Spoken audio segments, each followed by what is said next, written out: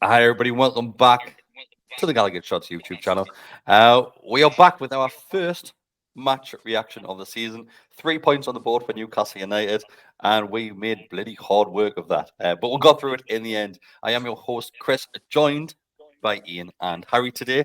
Harry, I'm going to come straight to you because you were at St. James's Park. hmm Iain watched from the comfort of his home this time around. But Harry, going into the ground, were you absolutely buzzing? Because I was like a kid at Christmas all yesterday morning, Saturday morning on the build up of that game. I was like a kid at Christmas, mate. Well, I went to. I was saying like 2-0 the whole lead up as soon as the fixtures were announced, and then I went to the stack on Friday. I was like, it's going to be 5-0. So put a bet on 5-0. I was absolutely buzzing. And then the game didn't really fulfill my expectations, to be honest. But Didn't no, I was how you absolutely. It expected was it to just play. buzzing. No, absolutely not. But I did all me rituals. I went to go see my little guitar player next to the Bobby Robson statue, and then tried to go see my little drummer friend, and he wasn't there, so I just went into the game. Little drummer friend. Iain, I want to talk about the start 11 first of all, though, because the big talking point, really, I'm saying talking point, or it wasn't really talking point, but the only really doubt which people had would be that right back position if it would have been Tino or Tripp starting. Obviously, as we all know now, that Tino started the game, and it was kind of a 50-50 split between the fan base as to who they would have preferred to have started in that position. It wasn't as you were expecting because on my match preview, I wanted Tino to start, but I thought that Eddie Howe would go for Trips, obviously on field captain, as we keep saying, and obviously the experience in the Premier League there as well for God knows how long. But were you shocked at all, or has he made the right decision there? Um, I mean, the result shows that he's made the right decision. I thought Tino was fairly solid for what he had to do. But I was like you. I thought if Trippier is fit enough to be on the bench, he probably starts. I think how I don't think he's one of Howe's favourites, but like you say, he's on field captain. He's experienced. It gives you that. I think that the rest of the team picks itself obviously with fitness levels of players. So, like you say, the right back was the only sort of uncertainty. But I thought he would have went with Trippier, so it was a little bit of a surprise to see Tino in. But like I say, he had a solid enough game, so I had no issues. Like I say, either one of them, you're getting a good player in that position, so it didn't necessarily matter for like a personal level who started. Yeah, just before jumping in the game there, Harry, it was a great touch from War Flags to have the flag of Amanda Stavely, a mirror that you see in the corner there with thank you and anything. A nice little touch from War Flags as well. And it was, do you know what it is? As every single season comes, that first game back in St. James's Park and walking up the steps and seeing the pitch again, honestly, it's like the first time you've ever seen it. And honestly, it gets us every single time without fail. Start the season, there's just such a buzz going into St. James's Park. Obviously, straight in the ground as well. There was no issues with the ticketing system this time around as Yeah, well. So eventually. I got in about 20 minutes before kickoff and went straight in rather than queuing up for half an hour. But just to get into the game itself, Harry, as everybody normally is aware of the situation with newly promoted teams there, it's always going to be a bit of a struggle. First game of the season, it seems like they have a point to prove. And they go all guns blazing. That's exactly what we got from Southampton. They control the game, I want to say, from start to finish. But obviously, just talking about the start of the game there, I was impressed by how well they were passing the ball around and keeping a hold of the ball. And it seemed like at times, before we even get on to the sending off, we were kind of chasing shadows a little bit, which shocked me a little bit, like Harry. I'm not sure if you felt the same. Yeah, absolutely. I mean, the red card was 30 minutes, and those 30 minutes beforehand, I wasn't extremely confident whatsoever. I mean, don't get me wrong, Southampton, like you said there, they surprised me. They quite impressed me, to be honest. They were dirty. They were doing like your dark tricks, like a lot of pulling and kind of going down easy and things like that. But honestly, all credit to them. I was speaking to some Southampton fans before the game. They're like, "We're going to get smashed. We're going to get hammered. We're not going to be it this season." But if they play like that, they're going to be all right. I mean, Yeah. I always say, if you're I mean, we'll get another goal, obviously, but if you're coming up, just go for it. Just absolutely go for it. You've got nothing to lose. It's like the last game of the season as well. Like if you're going down, just go for it and make a name for yourself. Because no matter how much preparation a Premier League manager does, you can't really prepare for a newly promoted team. You don't know what's going to happen. You don't know kind of what attitude they're going to have. And to be honest, they probably had the right attitude and seemed more, and now I get shot for this, but they did seem more up for the game than we did. Until the red card helped us, I think, actually as a team. Obviously, like you go down to 10 men, but it gave us a bit more fight and it kind of put us on level terms with Southampton. So Southampton did have the ball in the back of the net first of all. Iain rightly ruled offside. It was miles offside. I don't even know how he's managed to think he wasn't, because it was absolutely ridiculous. But the ball's going past the post. He sticks his foot at it and puts it in the back of the net, offside straight away. Then it's just I think it's a handful of moments after that, isn't it? When obviously the issue, which is probably going to be the main talking point, is the red card. So it's a challenge on Bruno in the middle of the field, if I remember right. And there's a bit of a scrap there, and Bruno goes down, and the referee blows his whistle, and as the whistle's obviously gone, it's Bernd Diaz that basically just forearms Fabian Schar to the deck, even though the game's dead at that point. The referee's already sorted that out. And Fabian reacts in a way that you probably expect every single player to react in that situation. He gets up and defends himself because it was a coward's challenge. It really was a coward's challenge from Diaz. He knows exactly what he's doing there. But this is probably where I'm going to be on the fence slightly. Okay, so Fabian goes head to head, and he knows as soon as that happens that he's given the player the opportunity to be an absolute drama queen and pathetic. It's absolutely pathetic what Diaz does. But Fabian's gave him that decision to make, which I get players do it. We've seen some of our players do it before. James Perch, a prime example, when Pepe Reina went head to head and Enrique ended up in goal, which was a great moment. But it's, I don't know, what's your opinion on it? Like, where do you sit with this one? So watching it in like real time before you've seen any of the replays, I think Pawson goes to play an advantage, and at that point, Diaz is a good 10 yards away from Schar. Schar then turns his back towards goal, and then that's when Pawson blows his whistle. And like you say, Diaz just charges at him, like shoulder barges him in the back, which is unnecessary. And I think that's what he got his booking for. At first, Schar gets up and pushes him, and you're thinking, right, fair enough. But then, even from like the camera angle that sort of records the live game as it is on telly, you can just see them coming together at exact same time. I always look for like if there's I know it's not explosive, but like that explosive movement where you do stick the nut on someone. Literally, it's just head to head. He goes down like an absolute. I've refrained from using the word because I don't want to get banned. But like you say, he shares experience enough. It's not like he's a young lad playing in his first game, and he's a seasoned professional. Like he's give them the referee to make that decision. That being said, even looking at the replays and things like that, from one angle it looks like Diaz sticks his head in more than what Schar does. For me, like I say, I can see why the referees give it in real time. Looking at VAR and then looking at the angles that we've all seen and the pictures we've all seen, without putting black and white tinted glasses on, I genuinely don't know how they've then deemed that as aggressive. It's literally 50-50 ahead. Like when players square up to each other, that's literally all that's happened. No one's really went more for it than the other person.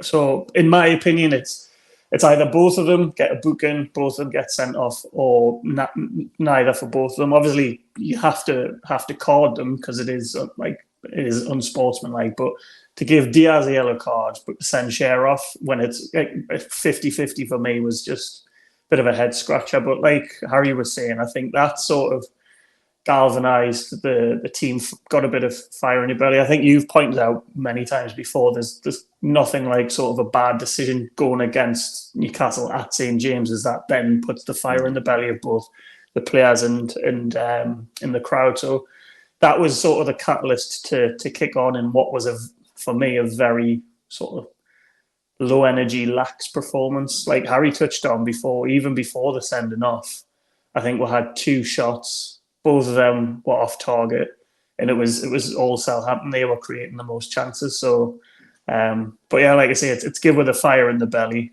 But it's also added for a headache for a friggin' transfer. That's probably put another 10 million on Mark Gahey, and B, just the short depth that we've got at centre half. Another 10 million on the price tag again, and we'll probably still off the asking price because that keeps on changing every single time we're going with a bid.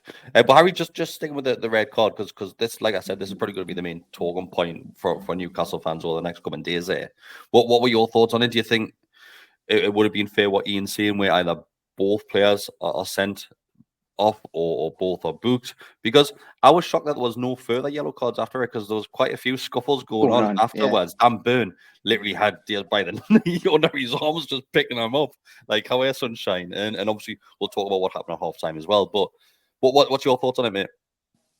I was raging, to be honest. I think I didn't hear the whistle go at all. I mean, I was in the leasers and I did not hear the whistle whatsoever from the referee to say there was a foul in the middle of the park. But if he's gone to play an advantage, a professional referee, an experienced referee, not a very good one, but he's professional and experienced. You'd expect him to go, oh, he's going back to goal, I'm just going to give the foul. That's what led up to all of that happening, because Schar's immediately going back to goal. In what world is that an advantage? There's not. Like, you just give the foul and move on. But then it's strange because, it's very hard for me to take my black and white glasses off. But just give a yellow both ways, because there's nothing to it really. If anything, when you watch, obviously you don't get the replays in the ground, but you'd hope VAR got those replays. If anything, Schar's all just like that with his head tilted forward, and Diaz actually goes into Schar, and it looks so much worse because obviously Schar's literally an immovable, beautiful object. And then Diaz's stupid greasy hair guns everywhere, so then it looks so much worse. Do you think it would have been given the other way, Harry? So let's say if Fabian had went down, so the same thing happens, exact same moment, but the roles are switched. If Fabian goes down, do you think Diaz is sent off? Because it's Do you reckon? Yeah. It has to be, doesn't it? Because what if both of them go both ways?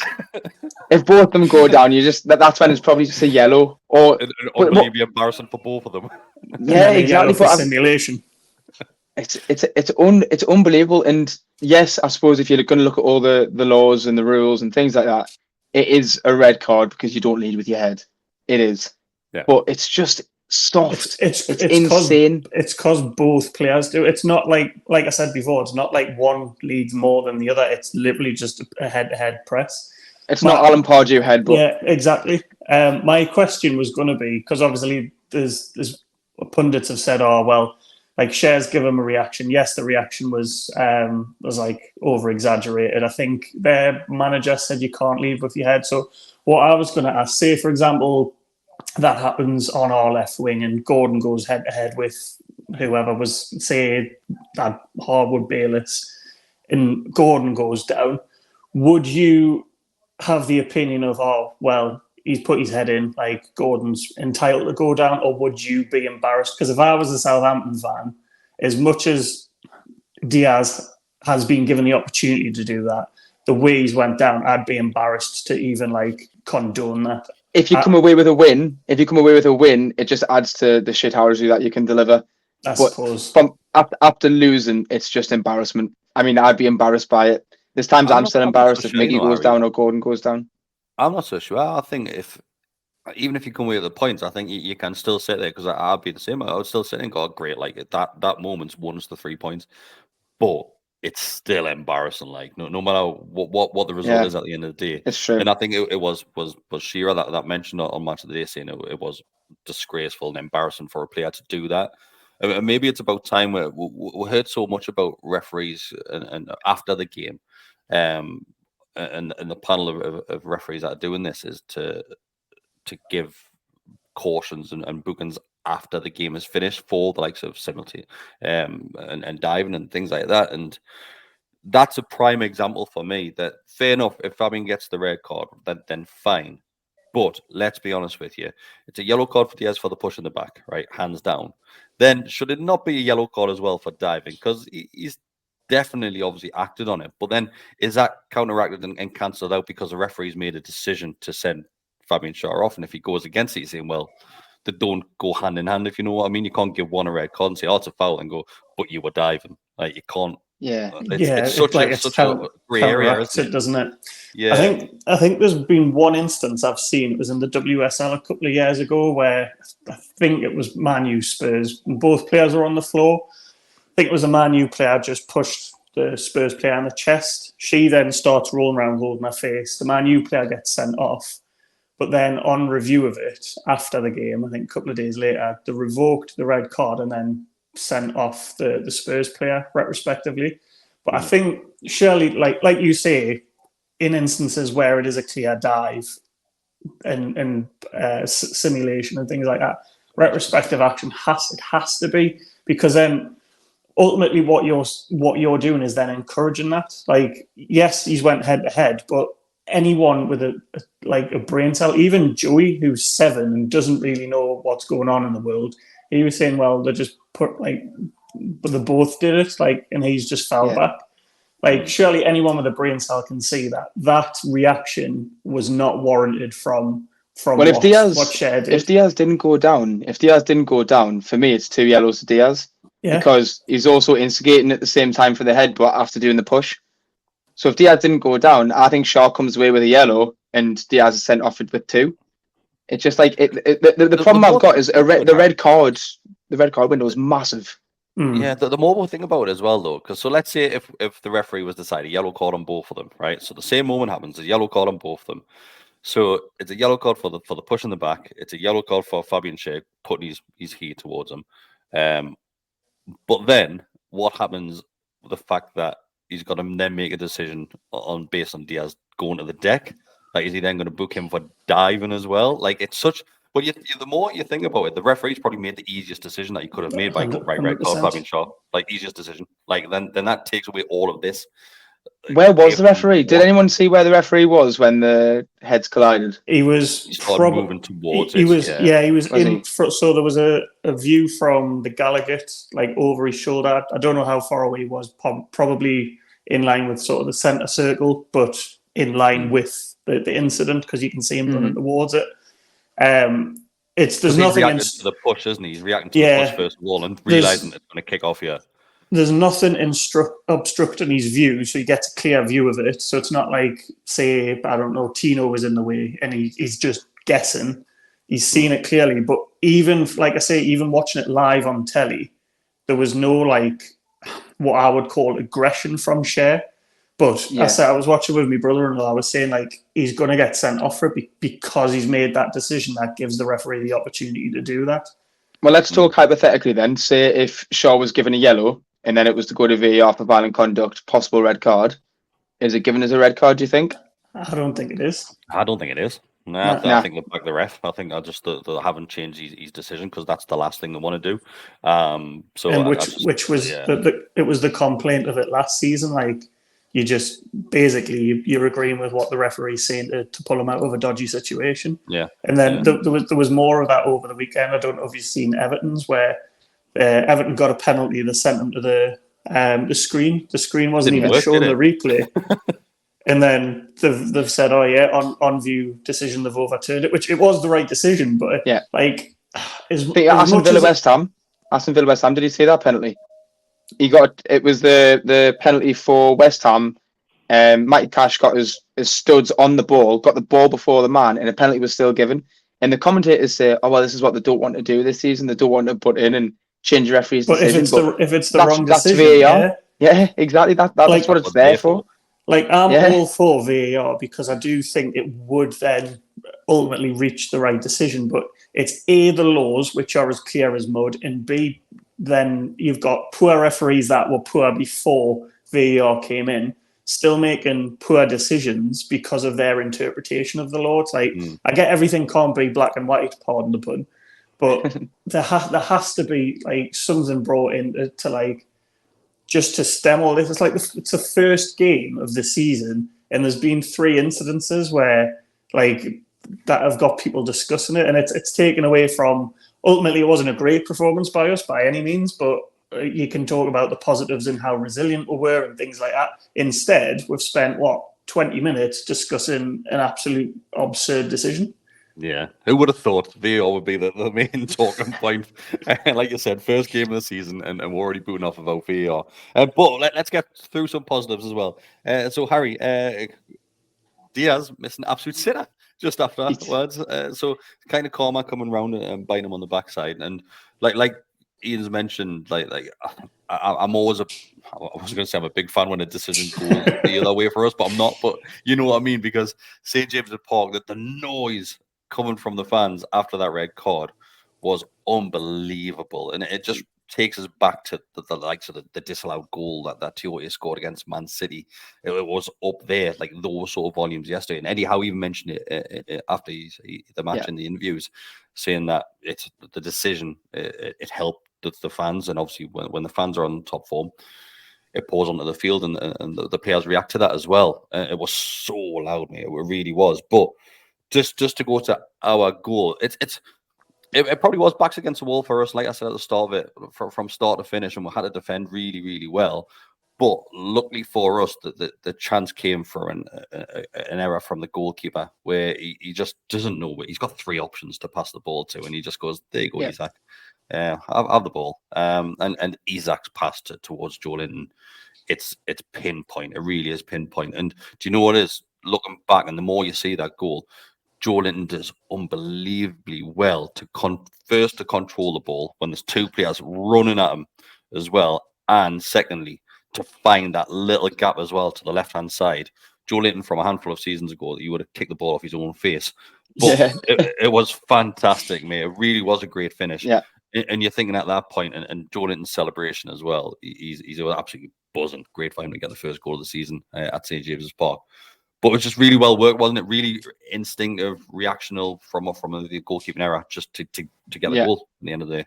I mean, that's the press that we all like. The press caused that. Yeah. And to still be pressed like that at 10 men down, I was happy with. But I was speaking to some Southampton fans, and they said if we lose this game, if we're in the game at all, which is unlikely, but if we lose this game, it's because McCarthy can't pass out from the back. And it showed, and it's exactly what they said. And that's what I was going back to before, saying we'll get to the goal, is if you're a newly promoted team, don't try and pass out from the back. Don't try and play the Guardiola Premier League way. Just hammer it up long. Play your championship football, scruffy football. But Joelinton to even finish it on his weaker foot as well, by the way. Like, and Isaac, he was so calm as well. I don't think he's getting, like, he obviously is getting some praises, but to be able to like look for the pass when he's got 4 defenders really, and he's just got to try and get it through, is unbelievable. Ice cold. Exactly that. And then Joelinton just to finish it, and he finishes it very well. If you look like from the behind the goal or behind him, he gets just enough on it to avoid players and like get around the keeper as well, because the keeper's coming across at some speed. But it was good, and it's the first time I've said a bit like that obviously in a long time, because there's been no football, and I had to go down on my knees because I'm going to pass out. Turn to the person next to us, give them a hug. Turn to the Southampton fans, give them a bit of abuse, and then turn back around. I was like, whoa, I'm going to pass out here. Yeah, exactly. I had a few little fingers and that little 10-year-old at the front crying his eyes out, and I was like, I'm going to go here. But it was more relief. It was anger and relief in everything that came out with that celebration. It's just a bit of breathing space, doesn't it, Harry? That's exactly what it is. It's all you needed, and obviously what you said about Diaz as well, and the crowd kind of getting on top of him. I think that can work depending on your ego as a player. It can go both ways. But if you notice, he shifted into the middle, and then we pretty much booed anyone that was on the left hand side in the second half, because everyone thought it was Ben Brereton Diaz. So look, nothing like each other. Absolutely nothing like each other. Absolutely no, but everyone just got booed if they were on the left hand side. But I don't think it helped. He missed 2 sitters. How's he that play on the left hand side? How's he like wide away hit him? And he's got, I think everybody thinks it's Diaz. It was bad, like funny though, funny. But we're going to half time, and this is another talking point. We're going to half time, and Dean, Dan Burn is ready for a scrap at half time. He's waiting, and he tries to get to Diaz. He can't get to him. I can't remember who it is. I think it might be the Southampton captain that starts booing off, and Dan Burn has him. But the highlight from the video, and they didn't. They showed you a very small part of it on Match of the Day, but you can see the actual video on social media. It's on Twitter there at the moment. It's Sean Longstaff pushing past everybody and sprinting, trying to get to the front when you realize it's all kicking off. And the reason why I mentioned Sean Longstaff is because he gets some absolute crap from fans. He really does. He gets some shit from them. And do you know what? Is that he was still getting it yesterday when people were saying, "Oh, he's off the pace. He's not getting to the ball and stuff like that." But Ian, for me, Longstaff yesterday, he put an absolute shift in. He done all the work that nobody else wanted to do.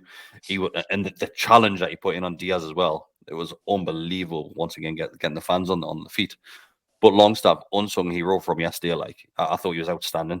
No, I agree. I think him, Joelinton and Bruno, like you could see how hard they were working for each other. Like, I mean, you will know more than anyone in the group chat.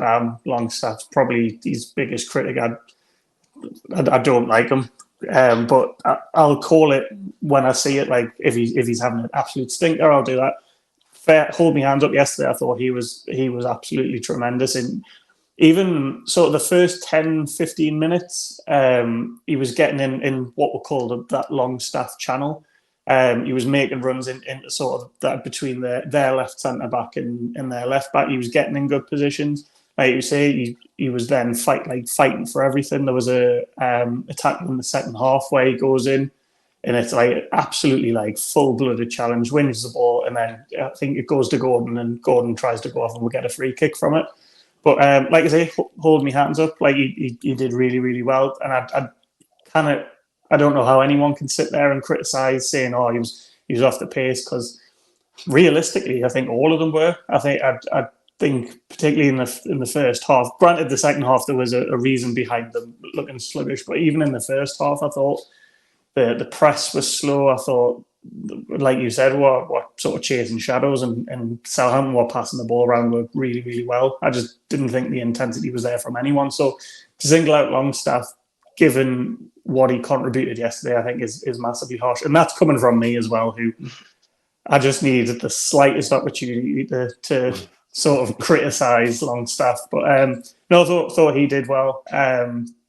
Thought Joelinton did well. To be fair, Kraft, when he came on, they all did well. It wasn't, like I say, it wasn't an intense performance. It wasn't a classic performance that we've come to know where we're 100 mile an hour for the 90 plus minutes. But it was a shame for Murphy, Ian, that Murphy was the one that was sacrificed. Because he's had a really good pre-season. I did like his little post on Instagram after. Thought that was quite. I didn't say what I did say. So he went, not many minutes from me, or not many highlights from me, given the circumstances. So he has all my pictures from the warm-up, and it's literally just him and he's warming up. And then he was in good spirits coming off on the match cam. But like I say, it was a fighting performance. Was it a good performance? Absolutely not. I think there's a lot more to come from everyone, particularly Gordon. I think I've seen tweets and people saying, "Oh, his head's being turned. He doesn't want to be here anymore." I knew that was coming. Absolute bollocks. The lad's been away for the Euros. He's not played any minutes. He's then had a week and a half, 2 weeks break. He's had maybe he's a week and a half, 2 weeks pre-season. Because he's not going to be up to speed. Like what's not being mentioned is the fact that there was no change really I saw to the formation at the start after the red card, apart from eventually Gordon moved into like a second striker role almost, and Isak went on the left. But that's why Sean Longstaff, I think, deserves so much credit, because he had to be up and down that left-hand side constantly. Huge space on that left-hand side. But exactly, and then for like Gordon, like people saying, "Oh, he's not fit enough." He also had to work his socks off constantly. He was up and down. He was waiting for the break. Like every player on that team had to work twice as hard after the red card, because there was just gaps open everywhere. And to be fair to Southampton, once again, they played so wide. And we as a team like to kind of come across with the ball. So as soon as you're losing a man, you've got like two men free sometimes out on the wing. So you've all got to get back across again. And they were just up and down. And for that, like in terms of performance, in terms of quality and technical ability, was not there. But in terms of kind of like resilience and keep going and desire, what Adam Armstrong said, bunch of animals. That's exactly what it was. Just throw yourself in front of the ball, make some cracking challenges. Sean Longstaff was the best for that, and the little cheeky like fake headbutt on Diaz. I don't know if you saw that. after his tackle on Diaz. Diaz stood up and he went over to him and like looked him in the eyes and went, "Go on then," like, with his head, and it was really, really good, really good. Nah, I think just to wrap this one up and go through a couple of more moments because we've been going half an hour now. I think the criticism Gordon, I think mainly was coming before the red card because everything he touched, it just wasn't working. He lost the ball so many times, and he just not only looked off the pace, he just looked like he wasn't there. Like and that's probably why people are saying that his head's turned. I'm not buying that. Of course, I'm not buying it, but it looked like he was in a different. Like on a different stadium, man. At some points of that, like it wasn't the Gordon which we're so used to have seen last season. But yes, it's first game of the season, so nothing to worry about. I wanted to mention Lewis Hall because Lewis Hall, he had a good game, but he tried a couple of back heels which went nowhere, and like back heels which you would expect like Bruno to do At the edge of the box, though. At the edge of the box, it was just like like danger, absolute danger zone. But it was Hall that cleared it off the line. Because that was a goal all day long, and thanks to Hall. Obviously the game ended 1-0 thanks to him. But was there any moments that you want to mention? Oh, Bruno having the captain's armband as well was great to see.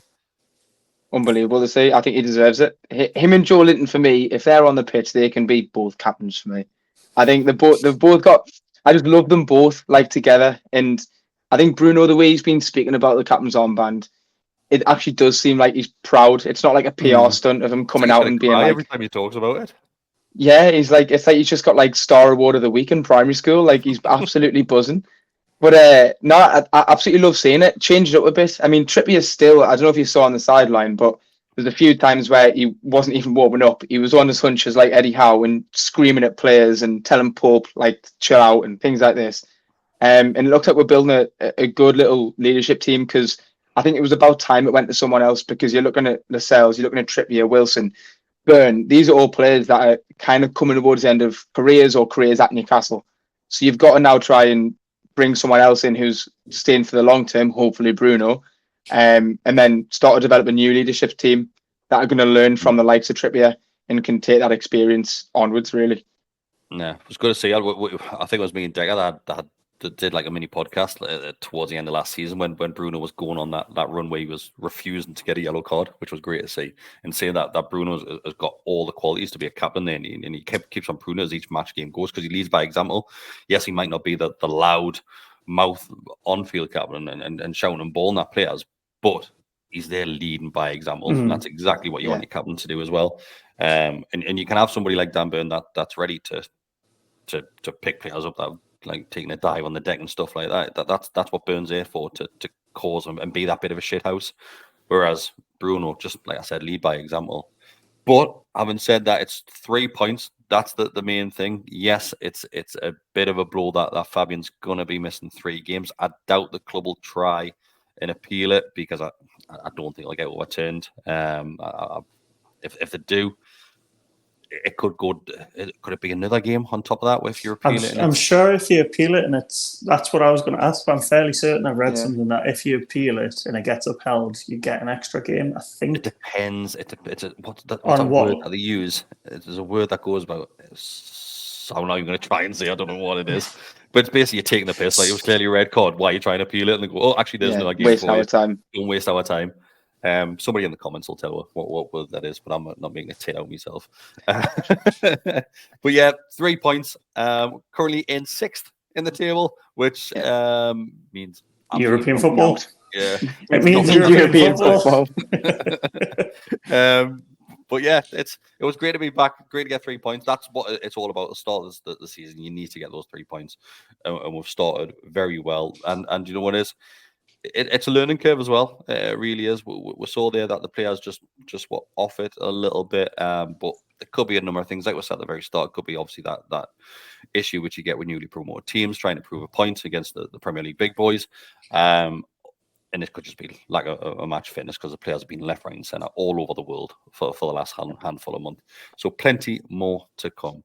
Anything else that you want to add? Nice to see a strong bench for once as well. Yeah, or a stronger bench and not and small bone crappy John Joe Shelby. Actually, he's an absolute crease. He's horrible. He was lifting him and Diaz. Never want to see them again. He was everywhere. That small bone, to be fair, he was literally all over the field at one point. I hate him. Horrible. The court tried to get he's a shit John Joe Shelby chant started, and it didn't really take off. But yeah, pleasure as always, boys. Thanks very much. If you have liked this video, just like it. Just show us, give us a thumbs up as well. Become a subscriber. It costs you nothing to do that. If you do want to give an extra bit back, it is just $2.99 a month to become a member. You get access to the Telegram group, and you get a lot more bonus features and early access to videos. There will be a lot more coming this season as well. So we'll see you for the next one. I'll be back on Monday night. Always Smiling Faces podcast tomorrow night, and we will have match previews and whatever else coming your way as well. So see you later. Ta-ra. Late as.